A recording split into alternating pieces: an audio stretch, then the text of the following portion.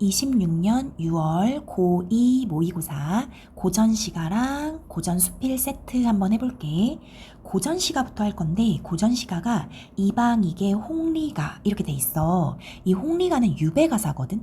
유배가사인데 이 홍리라는 말이 좀 어려운데 요게 홍자가 기러기 홍자야.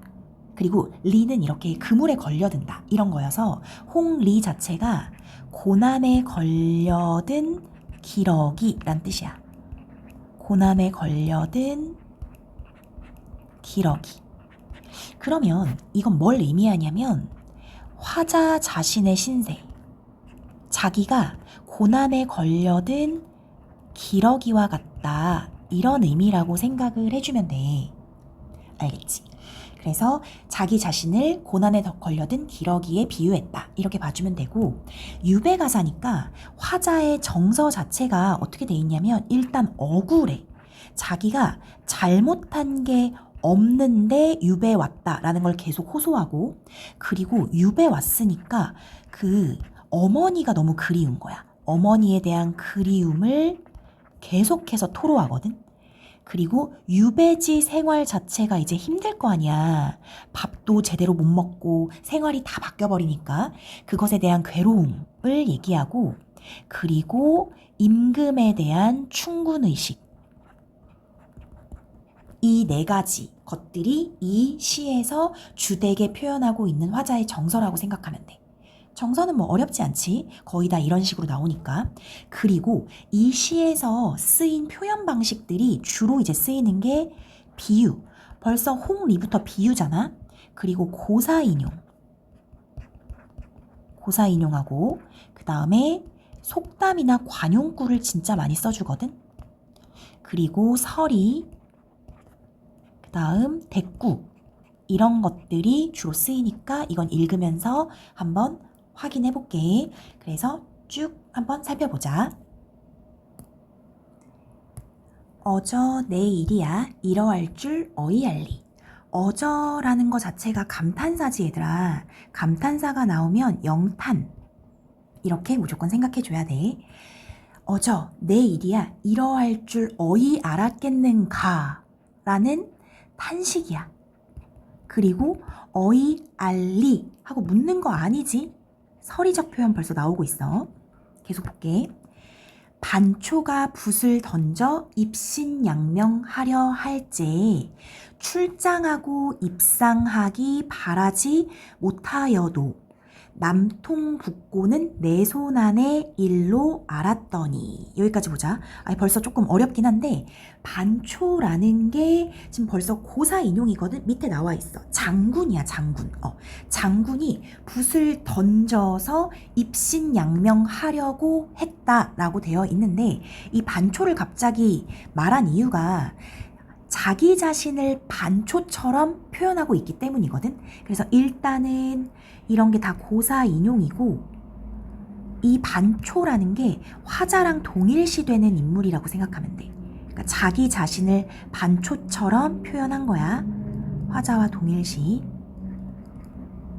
그래서 반초가 붓을 던지고, 그러니까 붓을 던졌다는 건 이거 문관이 되기를 포기하고 이런 거야. 그리고 뭘로 입신양명하려고 한 거냐면 무관으로 입신양명하려고 했을 때 화자의 지향점 자체가 무관이었다는 거야. 화자가 무관으로 입신양명하려고 했을 때 출장 입상하기는 바라지 못했대.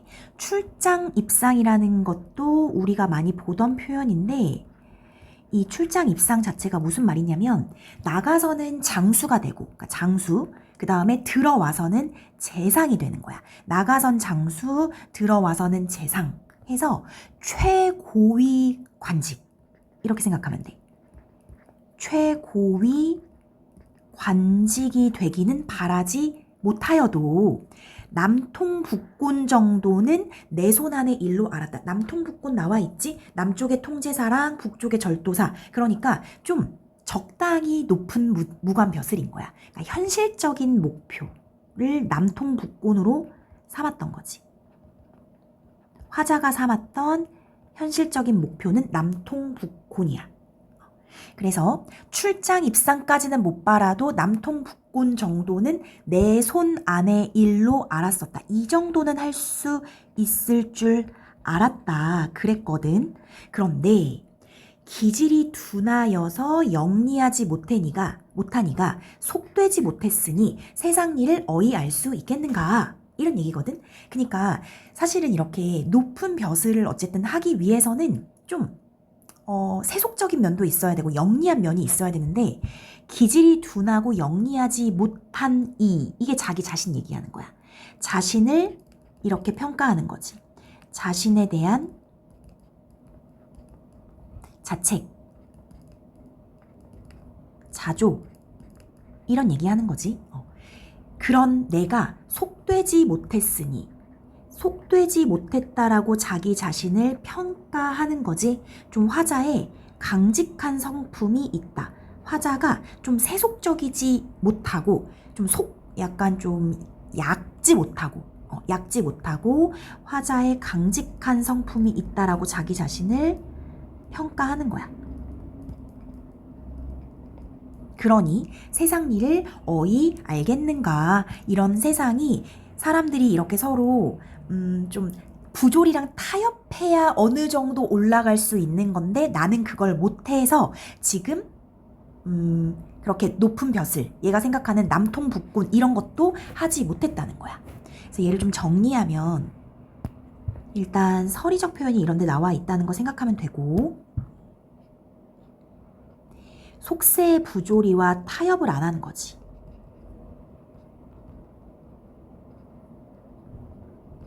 속세 부조리와 타협하지 않아서 벼슬길에서 밀려났다라고 자기 자신을 평가하고 있는 거야.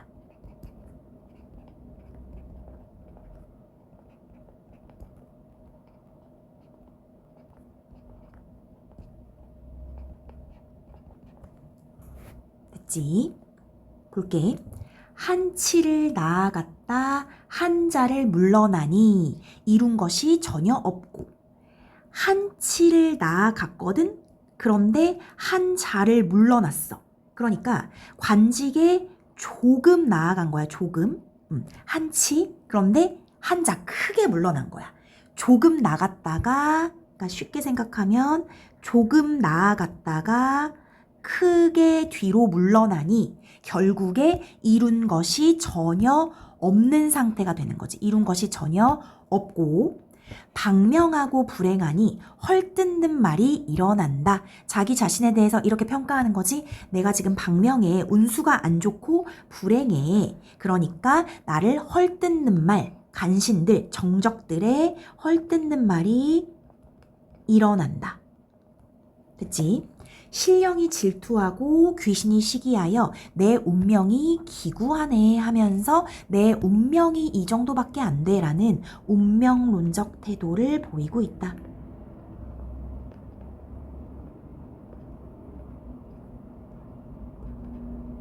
그 다음 볼게.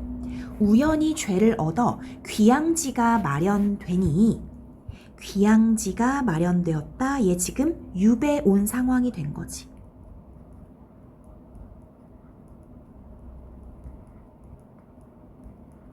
우연히 죄를 얻어 귀양지가 마련돼서 유배를 왔어. 고기 금을 펼치다가 기러기 걸린 모양. 이거네 얘들아. 홍리라는 말이 이제 여기서 나오는 거야.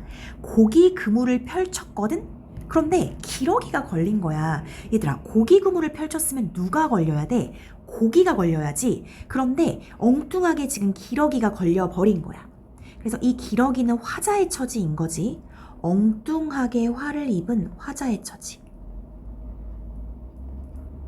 엉뚱하게 그물에 걸려버린, 그러니까 화를 입은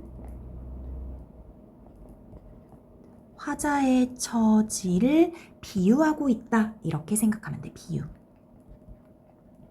그래서 제목인 홍리랑 연결이 되어 있는 거지. 됐지? 그래서 화자의 처지를 비유한 말 찾아. 그러면 여기 기러기 이렇게 찾아줘야 돼.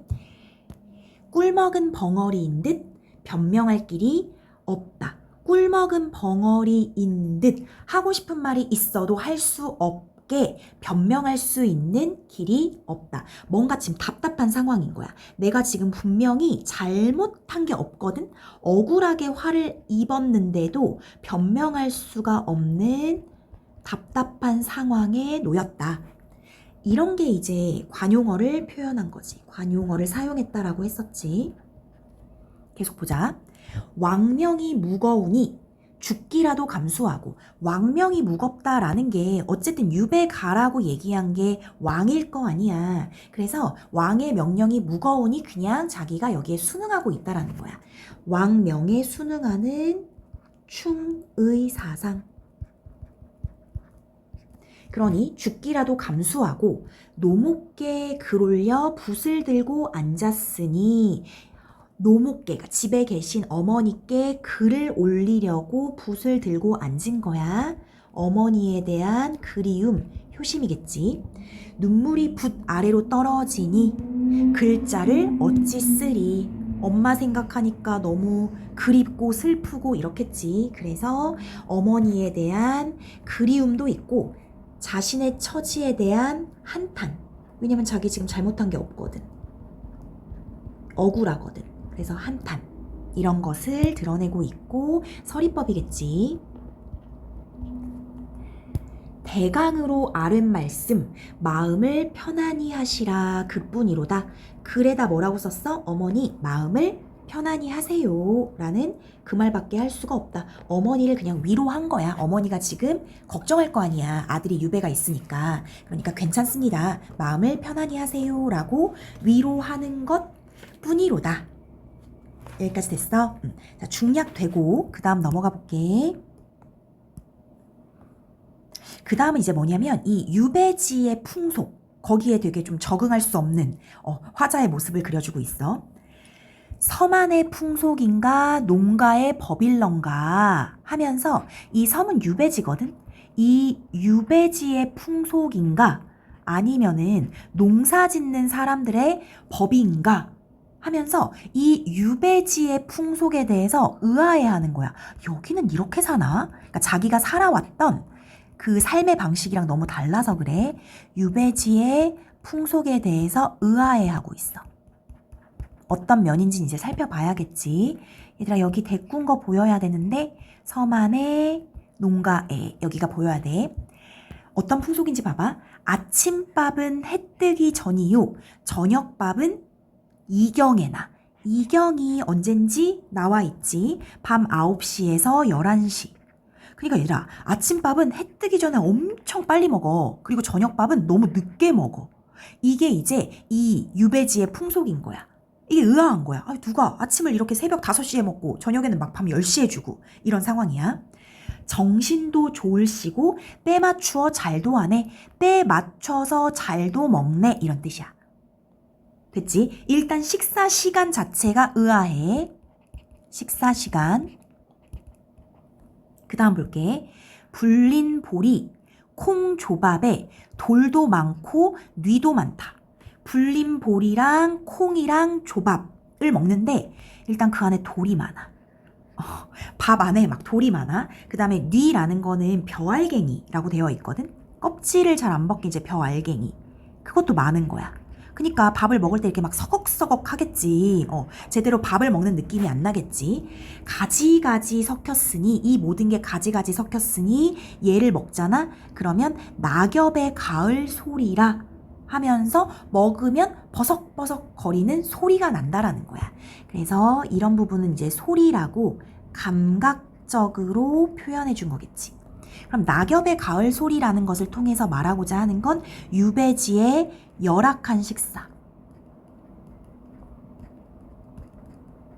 벼알갱이랑 돌이랑 막 섞여서 있는 이 밥에 대한 이 열악함에 대해서 얘기하는 거야. 근데 배고프면 단 음식이라 좋기도 좋을시고, 배가 고프잖아? 그러면 그냥 뭐든 달게 느껴진다는 거야. 이해됐지? 배가 고프면 달게 느껴지는 음식이어서 이것조차도 좋기도 좋구나. 안 주는 거보다 좋은 거야. 그래서 이것조차도 참 좋기도 좋구나. 라고 얘기하는데 이건 이제 이런 표현이지. 자신이 곤궁하게 살잖아. 유배지에 와서 뭐 잘 먹고 잘 살 순 없을 거 아니야. 자신의 곤궁함에 대해서 이거조차도 달게 느껴지네. 좋기도 좋구나 라고 얘기하는 자조적인 표현이라고 생각하면 돼. 자조적 표현. 됐지? 요 말 이해했지? 배가 고프면 무엇이든 달게 느껴진다. 또 볼게. 넉넉하지 아니하고 가난하고 천하기에 막된 마음이 절로인다. 얘들아, 내가 막 넉넉한 삶이 아니야. 가난해. 힘들어. 그러면 마음이 좋을 수가 없어. 막된 마음이 막 일어난다는 거야. 궁핍함으로 인해서 안 좋은 마음이 절로 일어난다.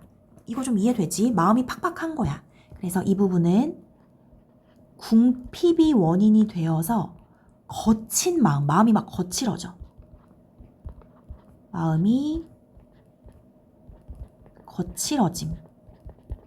왜 부유하고 내가 막 나 자체가 넉넉하면 마음도 막 너그럽지? 하지만 궁핍한 상황이니까 마음이 막 거칠어. 해산물은 무엇 먹을 방법을 알지 못해 귀와 눈만 유복하니 그림 속의 떡으로만 빈배를 채우도다. 그러니까 여기가 지금 섬이니까 해산물이 있긴 있어. 무엇. 근데 문제는 먹을 방법을 몰라. 어떻게 먹어야 되는지 모르겠는 거야. 그래서 여기서 알 수 있는 건 일단 유배지 산물에 낯설어. 왜냐면 여기서 이렇게 먹어본 적이 없으니까 이 섬에 유배지 산물에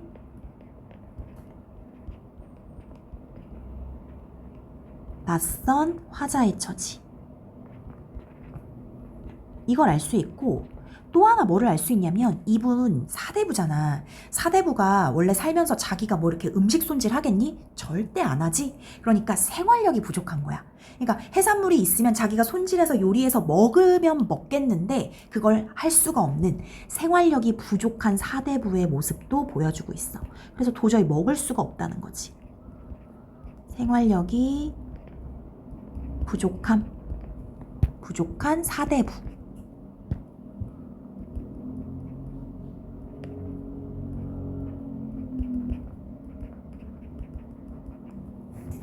그래서 귀와 눈만 유복하니 눈으로 볼 수밖에 없다라는 거야. 해산물이 많긴 많지만 해산물 소리만 듣고 그다음 보기만 하고. 그래서 그림 속의 떡으로만 빈배를 채우도다.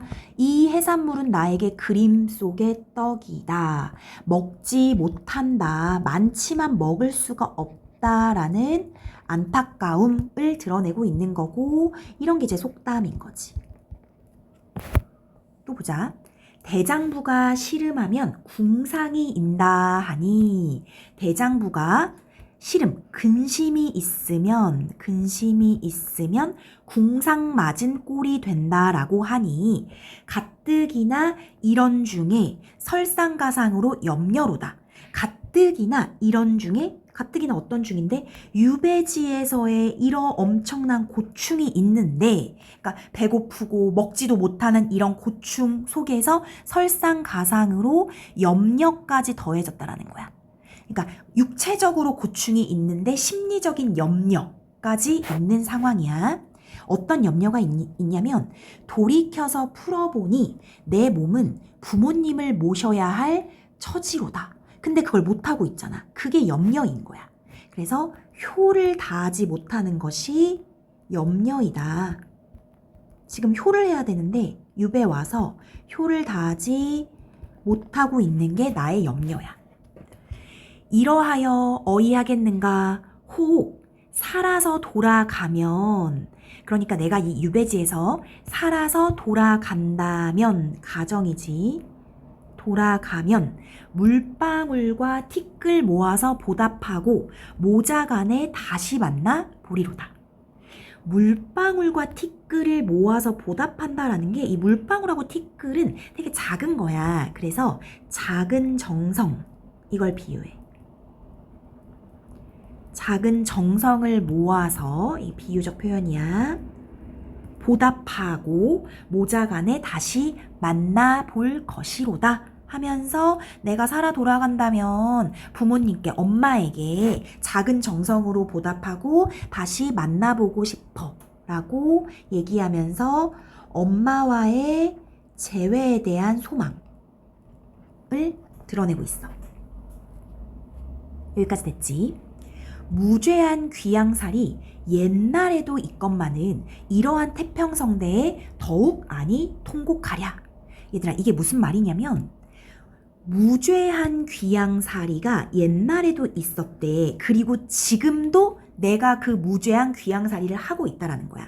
그래서 요 말에서 알 수 있는 것은 나 지금 죄가 없이 귀양살이 하고 있어 라는 걸 어필하고 있는 거야.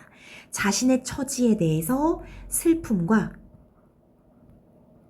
회한이 있겠지. 죄가 없는데도 귀양살이를 하고 있으니까. 그런데 이런 게 옛날에도 있었어. 그러니까 나만 겪은 건 아니야. 과거의 역사에도 이런 일이 있었다는 거야. 과거 역사를 환기하고 있지. 그런데 이러한 태평성대에 현재는 태평성대거든? 현재 지금의 정치는 태평성대야. 얘들아, 이 태평성대라는 것은 누가 잘해서 태평성대야? 임금이야.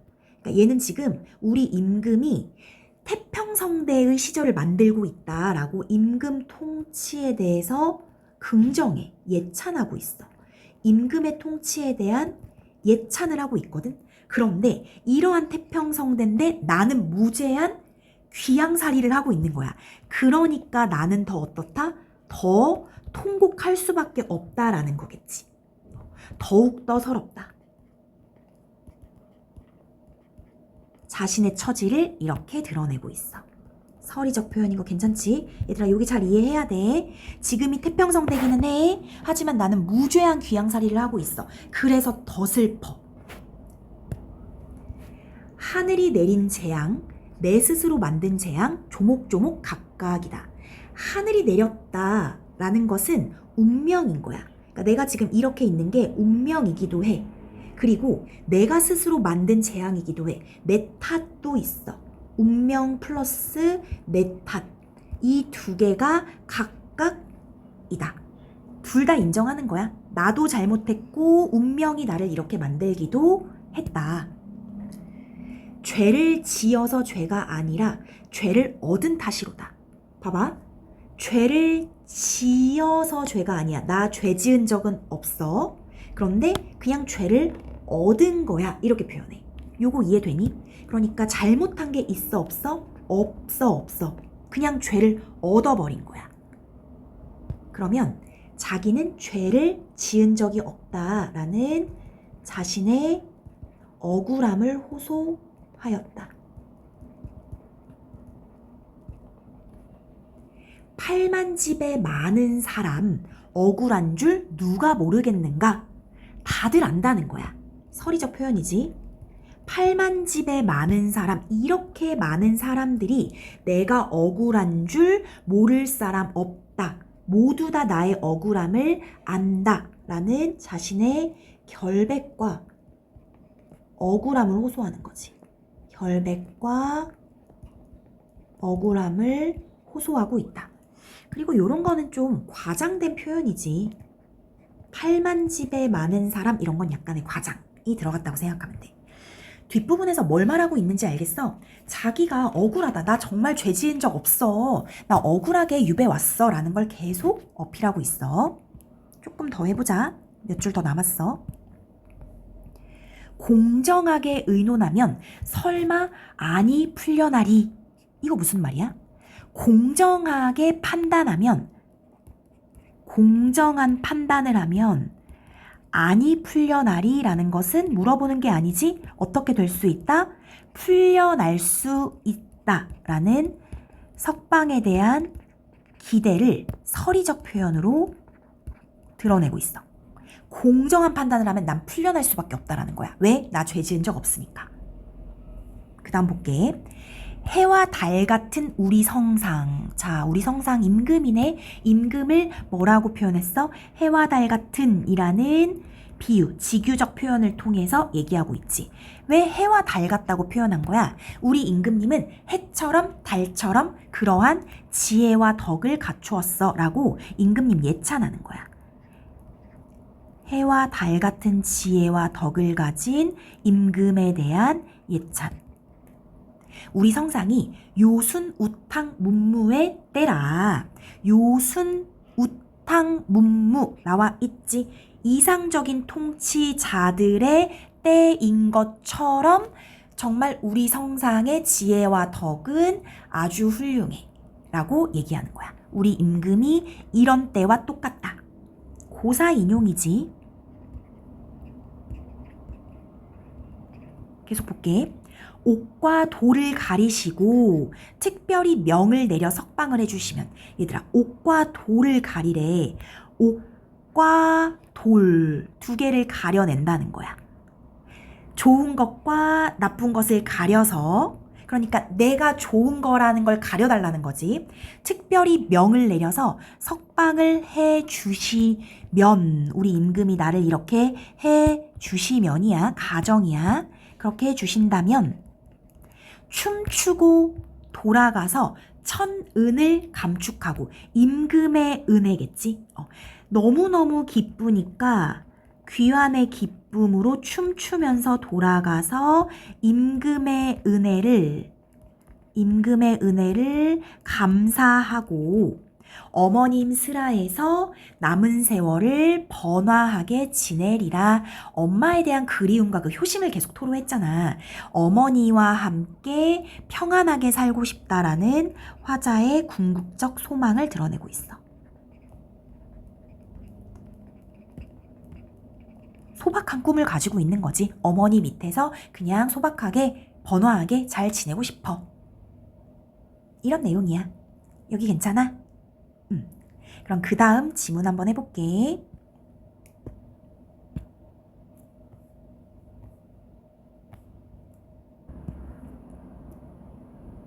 정약용의 부암기라는 고전 수필이야, 얘들아.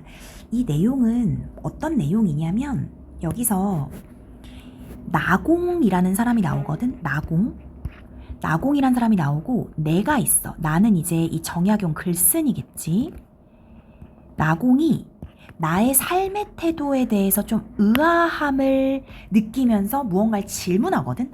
뭐라고 하냐면, 나공이 이렇게 얘기해. 너는 여기 유배 와서 사는데 왜 이렇게 예쁘게 정원을 꾸미고 사느냐, 이렇게 얘기한다.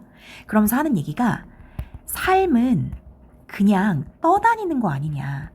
나는 삶을 떠다니는 것이라고 생각한다. 그래서 나는 여기에 30년 동안 살았지만 너처럼 꾸미지 않는다는 거야. 이렇게 뭔가 정성스럽게 정원을 꾸미고 꽃을 가꾸고 이렇게 하지 않아. 왜냐면 삶은 떠다니는 거니까. 그래서 암자도 가꾸지 않고, 그리고 나의 호가, 나공의 호가 부부자라고 해. 얘들아, 부가 뭐냐면, 이 부가 그 부유하다 할 때 부야. 부유가 그 리치 부유가 아니라 떠다니다.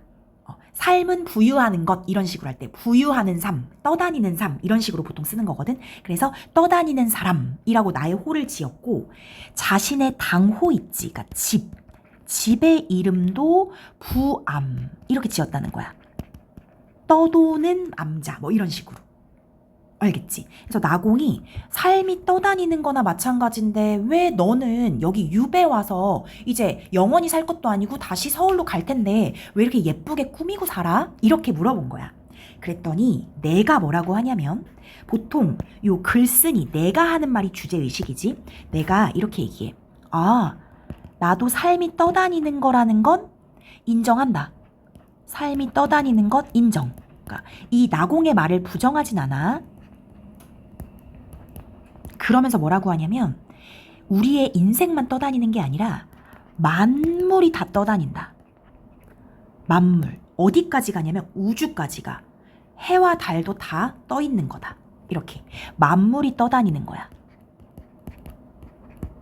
해서 삶에서 시작해서 온 세상 만물이 다 떠다녀. 따라서 떠다니는 건 어떤 이 모든 우주의 본질인데 슬퍼할 필요가 없다. 이렇게 얘기해. 근데 너는 지금 약간 슬픈 느낌이 있으니까 이렇게 삶이 떠다니는 거니까 나는 암자도 안 꾸밀 거야. 이렇게 생각하는 거 아니냐. 하지만 모든 게 떠다니는 거니까 슬퍼할 필요가 없어. 그리고 떠다님을 그냥 긍정하면 된다. 그리고 이런 걸 우린 뭐라고 하냐면 달관이라고 해, 얘들아. 달관. 이런 달관의 태도를 보여주는 거지. 이해됐어? 그러면서 내가 뭐라 그러냐면 그러니까 우린 늘 떠다니는 중에 만나는 거니까 내가 지금 여기 유배지에 떠왔어. 그러면서 여기 있는 꽃들을 만났어. 그럼 떠다니면서 잠깐 만나는 거니까 이렇게 만나다가 또 내가 서울로 가. 그럼 또 이별하다가 이런 식으로 이 모든 것을 자연스럽게 받아들이면 되는 거다라고 나공보다 한 차원 높은 이야기를 하는 거야. 이해되니? 그런 이야기야. 한번 읽어보면서 다시 이해해볼게. 나산처사 나공 나이가 80이 다 되어가는데도 홍안에 새까만 눈을 지니고 있어서 여유 있는 품이 신성과 같았다. 나공에 대해서 얘기해줬어. 나이는 80, 홍안에 새까만 눈이 있어 라고 하는 것은 이 외양을 묘사하고 있는 거야. 아직 총기가 뭐 살아있다 이런 느낌인 거야. 그리고 여유 있는 품이 마치 뭐와 같았냐면 신성과 같았다 라고 얘기하는 건 좀 탈속적인 면모가 있다.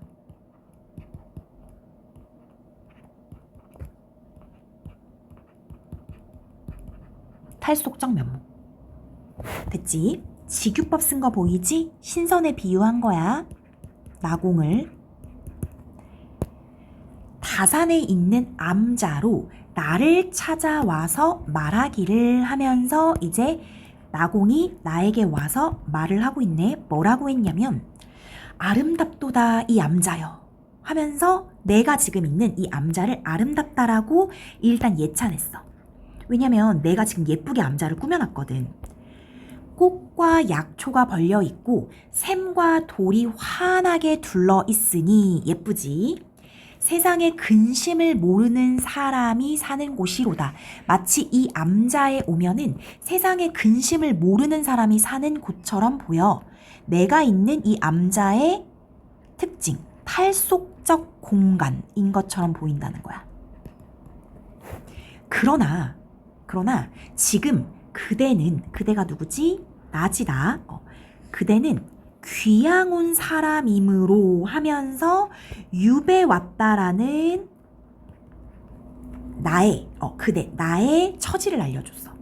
유배 온 사람이므로 주상께서 사면하여 환양케 할 것이니 너 지금 유배 온 거니까 임금께서 너의 죄를 사면해서 다시 돌아오게 할 거라는 거야. 그러면 사면하는 글이 이제 너를 용서하노라 다시 서울로 와라 라고 하는 글이 오늘 도착하면 내일로 그대는 지금 이곳에 있지 않게 될 것인데 금방 다시 올라갈 수도 있을 텐데 무엇 때문에 꽃을 모종하고 약초도 심고 샘물을 끌어들여서 연못도 만들고 돌을 쌓아서 도랑을 만드는 등 이처럼 구원한 계획을 세우고 있는가? 너 오늘이라도 떠날 수가 있는데 왜 이렇게 아름답게 정성을 들여서 주변을 가꾸는 거니? 라고 얘기하는 거야. 지금 내가 이 암자를 정성을 들여서 가꾸고 있으니까.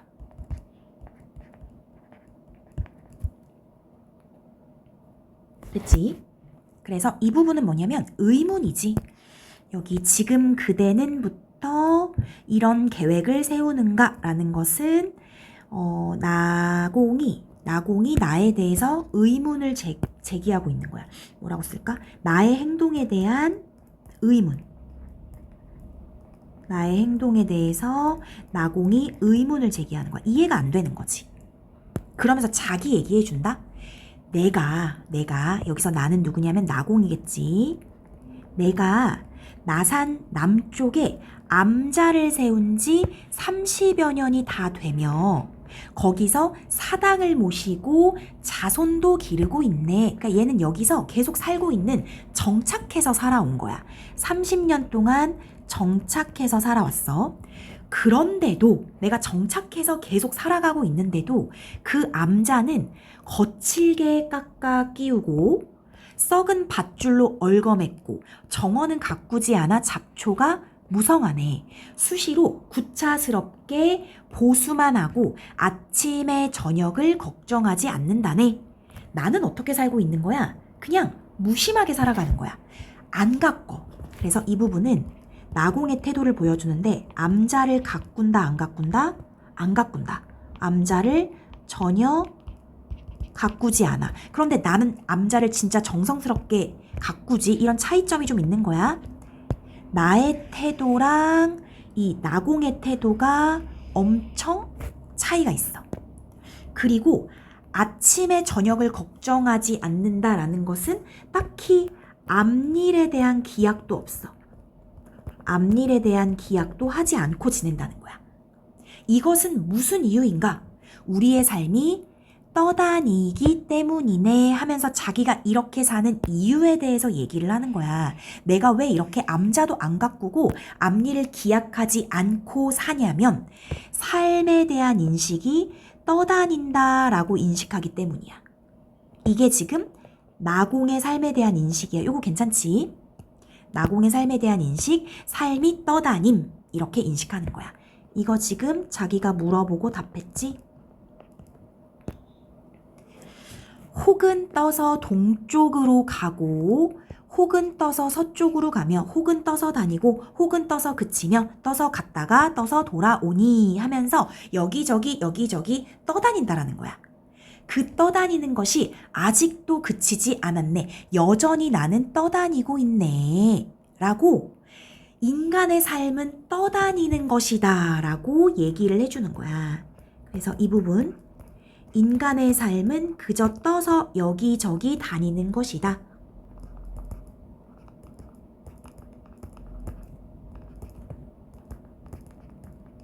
떠다님에 대한 인식. 그리고 집을 가꾸지 않는 이유가 되겠지. 암자가 집이라고 생각하면 돼. 집을 가꾸지 않는 이유. 그게 뭔데? 삶은 떠다니는 것이니까 굳이 가꿀 필요가 없다라고 생각하는 거야. 여기 지금 대꾸인 거 보이지? 그 다음에 떠서 반복되는 거 보이지? 그래서 표현법 물어봤을 때 이게 보여야 되고, 그래서 나는 자신의 호하기를, 내 호를 붙이기를 부부자 떠다니는 사람, 떠다니는 사람 해서 나공의 호를 이렇게 붙였고, 집은 이름하여 부암, 떠다니는 집 이렇게 당호도 붙였어. 나도 이와 같은데 30년 동안 여기 살고 있는 나도 이와 같은데 하물며 자네는 어떠하랴? 자네는 어떠니까? 유배 왔잖아. 말 그대로 지금 떠다니는 중인 거잖아. 너는 어떻겠니? 나도 이 정도로 떠다닌다고 생각하는데 너는 진짜 여기서 금방 떠날 사람이잖아. 너는 어떠하랴? 그렇기 때문에 자네의 일은 지금 나에게 의혹이 되네. 네가 이렇게 유배지에 와서 너의 집을 아름답게 가꾸고 사는 것이 나는 의문이네 하면서 나에 대해서 의문을 제기하고 있는 거야. 여기 괜찮지? 그랬더니 이제 내가 말한다. 내가 일어서서 말하기를, 이제 내가 말하는 게 여기 글의 주제야. 아, 다러니로 소이다 하면서 네 말 다 맞아. 통달한 말이구나 하면서 상대방의 의견을 존중해줘, 얘들아. 반박하지 않아. 존중. 상대방의 의견을 존중해주는 여유와 겸손의 태도가 보이는구나 라고 생각하면 돼. 삶이 떠다니는 것은 선생이 이미 알았습니다. 아, 삶이 떠다닌다는 것은 나공, 네가 이미 알고 있다. 그러나, 여기부터 보자. 그러나 호수와 늪이 넘치면 부평초의 잎을 도랑에서도 볼 수 있으며 장마가 지면 나무 인형도 물을 따라 흘러가게 되니 이것은 모든 사람이 아는 바이며 선생께서도 스스로 비유하신 바입니다. 자, 이게 무슨 얘기냐면 호수랑 늪이 넘치면은 부평초의 잎을 도랑에서도 본다라는 건 호수와 늪을 떠다니다가 도랑에서도 부평초의 잎이 떠다닌다는 거야. 그 다음에 나무 인형조차도 장마가 일어나면 물을 따라서 막 떠다닌다는 거야. 이것은 이 나무 인형과 부평초의 잎이 떠다니는 것은 모든 사람이 아는 바고 선생님께서도 방금 떠다닌다고 비유하셨습니다. 이렇게 얘기하고 있는 거지. 그러면 여기서 말하고자 하는 게 뭐냐면 일단 부평초의 잎이 떠다니듯 나무 인형이 떠다니듯 삶은 누구나 다 떠다니는 것이다. 이렇게 얘기하는 거거든. 이걸 좀 정리해 줄게. 부평초의 잎이랑 나무 인형은 뭐를 비유하는 거냐면 인간의 삶의 떠다님, 즉 가변성. 인간의 삶이 고정된 게 아니라 변한다는 거야. 변하고 변한다는 것은 덧없다는 거지. 인간의 삶이 이렇게 떠다니는 것 같이 덧없고 가변적이다 라는 것을 부평초 잎이랑 나무 인형에 비유해줬다고 생각하면 돼. 됐지? 그리고 이것은 모든 사람이 아는 바이다. 이거 우리 모두 안다. 인간의 삶이 덧없다라는 것은 누구나 아는 보편적인 것이다. 그러니까 선생이 말한 삶이 떠다니는 것이다 라고 얘기하는 것은 누구나 아는 거라는 거야. 그리고 이렇게 얘기해. 떠다니는 것이 어찌 이것뿐이겠습니까? 떠다니는 것이 이것만 있는 게 아니야 라는 서리적 표현이겠지. 떠다니는 대상을 확대한다 이제. 이것뿐만이 아니라 떠다니는 것 되게 많아. 자 여기 봐봐. 고기는 부레로 떠다니고 새는 날개로 떠다니며 물방울은 공기로 떠다니고 구름과 안개는 증기로 떠다니며 해와 달은 빙빙 돌면서 떠다니고 별은 일정하게 매여서 떠다니며 하늘은 태어로서 뜨고 지구는 조그만 덩이로 떠서 만물을 싣고 억조 창생을 실으니 이렇게 보면 천하에 뜨지 않는 것이 있습니까? 물어보는 거야? 아니지. 천하에 뜨지 않는 것은 없다라는 거야. 다 떠다닌다는 거야. 인간의 삶만 떠다니는 게 아니라 자 떠다니는 거 열거한 거 봐봐. 고기도 떠다녀, 새도 떠다녀, 물방울도 떠다녀, 구름과 안개도 떠다녀, 해와 달도 떠다니네, 별도 떠다니네, 하늘도 떠다녀, 태어는 공간이야 공간, 지구도 떠다녀. 그치? 그래서 열거해주고 있어. 뭐를? 떠다니는 것들. 열거. 그 다음 문장 구조가 같네. 됐구야. 그리고 점차 커지고 있네. 점층적으로 확장하고 있어. 다시 얘기하면 떠다님의 대상을 우주까지 확장하고 있는 거야. 어디로? 우주까지. 조금 다시 적어볼게. 미안. 떠다님의 대상을 이런 고기부터 해서 우주 이렇게 떠다님의 대상을 엄청 커다랗게 확장하고 있어. 됐지? 그럼 이건 뭘 얘기하는 거냐면 이렇게 보면 천하에 뜨지 않는 것이 없다라는 거지. 그럼 다시 얘기하면 떠다니는 것은 우주의 보편적인 현상인 거야. 떠다님은 우주의 보편적인 법칙이다. 그냥 이 우주의 법칙이 떠다니는 것이다. 인간의 삶만 떠다니고 이런 게 아니라는 거야. 그 다음 볼게. 가령 예를 들어서 어떤 사람이 큰 배를 타고 넓은 바다로 들어갔어. 그리고 선창 안에 한 잔의 물을 부은 뒤에 갈대잎으로 배를 만들어 그 물에 띄우고 그 뜬 것을 비웃으며 자신이 큰 바다에 떠 있다는 사실은 잊어버린다면 이를 어리석다고 하지 않을 사람이 드물다. 없을 것이다. 이렇게 얘기하거든. 이거 이해돼? 다시 볼까? 어떤 사람이 큰 배를 타고 바다로 들어갔어. 그럼 봐봐. 자기 자신이 이미 바다에 떠 있는 거지. 맞지? 이 사람이 배를 타고 넓은 바다로 들어갔으니까 자기가 큰 바다에 떠 있다는 사실을 알아야 되거든? 근데 얘가 무슨 일을 하냐면 한 잔의 물을 딱 부었어. 그릇에다가 물을 부은 다음에 갈대잎으로 배를 만들었다? 갈대잎을 딱 위에 띄웠어. 그리고 이거 지금 떠다니네 라고 그 뜬 것을 비웃고 있다라는 거야. 그럼 이 그 뜬 것이 뭐야?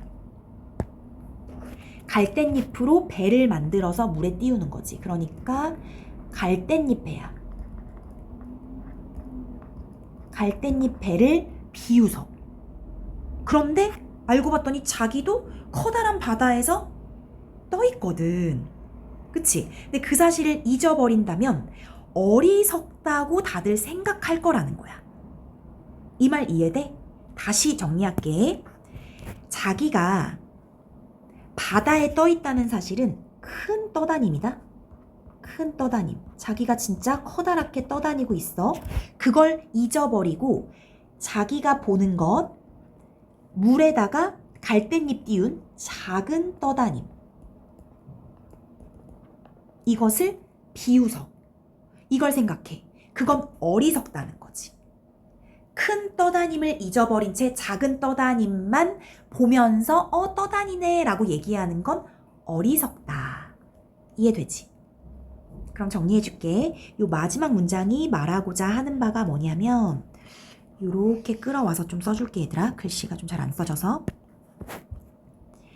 지금 이 내가 말하는 건 지구와 우주가 떠다니고 있잖아.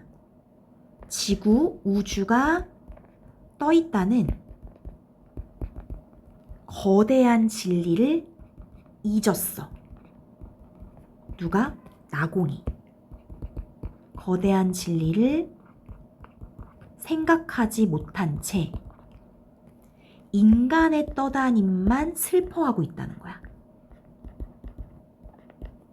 인간의 떠다님만 슬퍼하는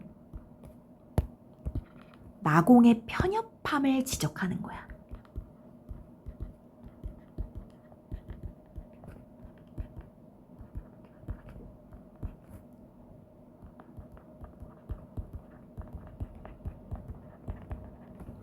이게 이해될까? 인간의 떠다님만에 대해서 인식하고 사실은 근데 우리 우주 자체가 다 떠 있는 거야. 이건 생각하지 못한 채 인간이 떠다니는 것에 대해서 생각하면서 슬퍼하는 나공의 편협함을 지적하고 있는 거지. 어차피 떠다님이라는 게 우주 보편적인 법칙이라면 이렇게 떠다님에 대해서 슬퍼할 필요는 없다는 거야. 이해됐어? 넘어가 보자. 지금 천하에서 뜨지 않는 것이 없는데 이렇게 얘기하네. 천하에서 뜨지 않는 것이 없다. 아니 태양도 뜨고 우주도 다 떠 있는 건데 선생이 홀로 떠다니는 것을 스스로 마음 아프게 생각하여 자신을 그렇게 부르고 뭐라고 불렀는데 부부자 이렇게 막 부르고 부부자 떠다니는 자 이렇게 막 부르고 그 집에 그러한 이름을 붙여. 그러한 이름이 뭐였는데 부암 이런 걸 붙여서 떠다니는 사실을 슬퍼한다는 것은 잘못된 일이 아닙니까? 라고 얘기하는 거야. 이거 이해됐지? 모두 다 떠다니는데 왜 혼자서 그렇게 떠다니는 걸 슬퍼하냐? 그래서 떠다님을 슬퍼하는 나공에 대한 직접적인 반박이야. 슬퍼하지 말아라. 저 꽃이며 약초, 샘물과 괴석 등은 모두 나와 함께 떠다니는 것입니다. 그러니까 나만 떠다니는 게 아니라 온 세상의 만물들 있잖아. 얘네들도 다 나처럼 떠다니는 것입니다. 그러다가 떠다니다가 서로 만나면 기뻐하고 떠다니다가 서로 헤어지면 씻은 듯이 잊어버리면 그만인데 우리 모두 다 떠다니는 존재니까 떠다니다가 만남에 기뻐하고 그러다 헤어질 때가 되면 안녕 하면 그냥 그만이라는 거지. 대단한 태도지. 그러니까 이건 뭐냐면 우리 모두 다 떠다니는 존재니까 만남과 헤어짐에 집착할 필요가 있다 없다? 없다라는 거야. 그래서 만남과 헤어짐에 집착하지 않는 달관적 태도.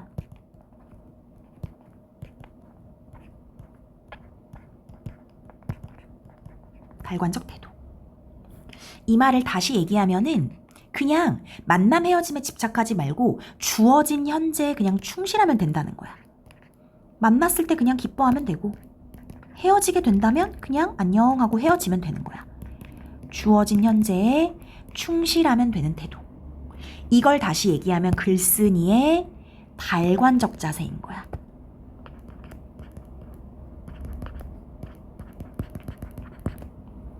됐지? 그러니 떠다니는 것이 뭐 불가한 일입니까? 아니라는 거지. 그냥 떠다니면 된다. 떠다니는 것은 조금도 슬픈 것이 아닙니다. 너 나공 넌 떠다니는 거 되게 슬퍼하는데 슬퍼하지 말아라. 떠다닌다는 건 슬픈 게 아니다. 떠다님에 대한 긍정을 하는 거지. 어부는 떠다니면서 먹을 것을 얻고 상인은 떠다니며 이익을 취하고 범녀는 강호에 떠서 화를 멀리했고 서불은 떠서 나라를 열었고 장지와는 떴기 때문에 즐거움이 있었고 예원지는 떴기 때문에 안락하였으니 떠다니는 것을 어찌 소홀히 여기겠습니까? 떠다니면 좋은 게 있다라고 지금 누구누구 예를 들어준 거야. 어부, 상인, 그 다음에 범녀, 서불, 장지와 예원진이라는 고사 속 인물들을 열거해주고 있지. 그래서 이 부분은 열거를 해주면서 고사를 인용해주고 있지. 그리고 떠다니는 것을 어찌 소홀히 여기겠습니까는 서리적 표현. 여기서 말하고자 하는 것은 떠다님의 이로움이지. 떠다니는 거 슬퍼하지 마라. 떠다님의 긍정적인 측면이, 이로운 측면이 있다. 그러므로 공자 같은 성인도 역시 뜨는 것에 뜻을 두었던 것이니 공자도 떠다닌다라는 것에 뜻을 두었다. 라고 공자까지 가지고 온 거야. 공자에 근거해서 공자의 그러니까 옛 성현의 권위에 근거해서 떠다님에 대해서 긍정하고 있지. 떠다니는 것은 정말로 훌륭한 것이 아닙니까? 떠다닌다는 것은 정말 훌륭한 것입니다. 라는 예찬이야. 물에 뜨는 것도 오히려 그러한데 땅에 떠다니는 사람이 어찌 스스로 마음 아프게 생각합니까? 라고 내가 얘기했대. 땅에 떠다니는 사람이라는 건 이제 자기 자신 얘기하는 거야. 그러니까 유배자로서의 자신의 모습, 이런 나 같은 사람이 나같이 떠도는 사람이 어찌 스스로 마음 아프게 생각합니까? 안 한다라는 거야. 떠다님을 슬퍼하지 않는다 라고 얘기하고 있어. 괜찮니 얘들아? 이런 글이야. 문제 한번 풀어볼게. 문제가 39번부터야. 39번. 가와 나의 공통점으로 가장 적절한 것은 색채를 대비하여 대상의 특성을 강조하고 있다. 색채 대비 없었고 영탄적 표현을 활용해서 정서를 부각한다. 영탄이 있었거든? 영탄이 가에도 있고 나에도 있었는데 다시 한번 찾아보면은 어저 내일이야 이런 거 있잖아. 그치?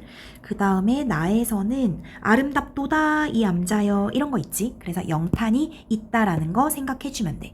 내가 나에서는 영탄을 체크는 안 해줬던 것 같은데 영탄적 표현 있는 거 생각하면 되고, 가상의 상황을 설정하여 환상적 분위기. 일단 환상적 분위기는 아니거든. 근데 가상의 상황을 그러니까 가정을 하는 건 있어. 가정. 이것도 찾아볼까? 가에서 가정이 뭐가 있었냐면은 어디 있었냐면 잠시만. 이런 거. 석방을 해주시면 이런 거 있었어 얘들아. 석방을 해주시면. 그 다음에 나에서는 뭐가 있냐면 이것도 좀 찾아볼게.